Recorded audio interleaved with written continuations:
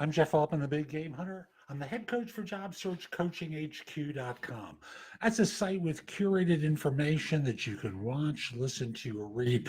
It's going to help you find work more quickly. We have an emphasis on interviewing on the site, but there's other material there as well. So again, that's job search coachinghq.com. Now, I thought I would do a video about mistakes people make that are really easy to fix, that affect their LinkedIn profile, that affect how people see them, perceive them, hurt you, and it just needs to be cleared up, okay? So here are a couple of things that I think make a lot of sense for you to clean up. So the first thing is the email address that's associated with your profile. Now, most of you may have seen videos I've done where I tell you that in the summary area of your LinkedIn profile, while you're job hunting, you put the email address that you're associated with, or your email address, let me put it that way, that you put it in the summary so it makes it easy for people to contact you. Now, the reason I say that is it costs like $15 to $20 for them to send you an email. So why make it so hard? Just give them the address. Let them contact you. If you feel so bold, put your phone number there too. And before you do that, in case you're connected to people you currently work with, simply go to the privacy settings, turn off notifications that relate to contacting people in your network about changes to your profile. That's the easiest way to do it. So that's mistake number one. Mistake number two is misspellings or grammar errors. There is no reason whatsoever to have a spelling error in your resume or in your LinkedIn profile. There's no reason to have a grammar error. Type it out in Word beforehand, run it through a spell check and a grammar check, copy it in. I believe even in LinkedIn, it'll point out misspellings. Pay attention, okay? Another thing that people do is have a lengthy list of weird hobbies. So the fact that you like coffee, that you like to chill, and that you enjoy Netflix or Amazon Prime, they don't care. If anything, it makes you seem strange. Now, if you're in a market that's digitally oriented where this is your audience, okay, leave it. If you're dealing with a corporate user, get rid of it. In much the same way as I always tell people, lots of kid pictures, particularly in the profile picture, or the one with you and your partner or spouse. No, this is about you.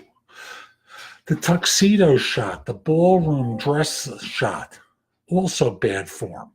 Get rid of those, put a real headshot on there, pay a professional photographer to do it. It just makes sense.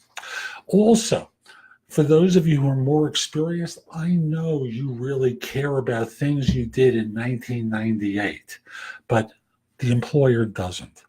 And it just suggests that you're old.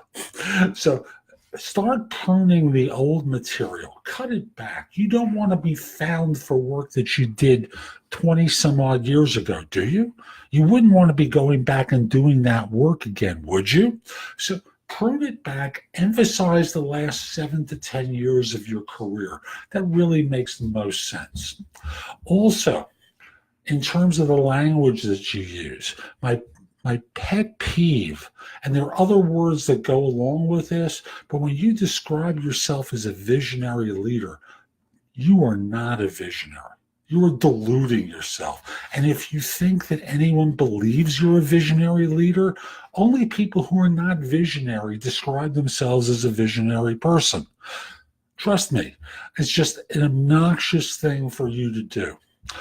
Last thing I'm going to bring up, no one wants to get involved with politics on LinkedIn. Your political activism, irrelevant. Get rid of it. All you do is risk offending the other half of the population that you care about. Professionally, no one talks politics. Keep it out of your LinkedIn profile. So I hope you found this helpful. If you did, I hope you give it a thumbs up. Please share it. It just does help other people discover this. And also, if you're interested in my coaching you, reach out to me. The best way to do it is through LinkedIn at linkedin.com/IN/the big game hunter. Mention that you watch the show, because I just like knowing that I'm helping people.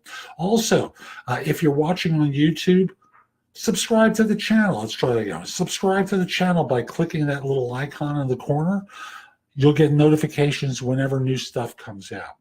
Also want to mention, if you're not interested in coaching, but just have a couple of questions for me, reach out to me through the Magnify app, which is an iOS-only app. We can have a video chat. We're best off if we schedule those. So again, through LinkedIn, connect with me, message me, and then we'll schedule a time to speak through Magnify. Same thing with the other service, prestoexperts.com, where we can do a phone conversation. No video. Message me after we connect, and we'll set up a time to speak. Hope you have a great day. Take care.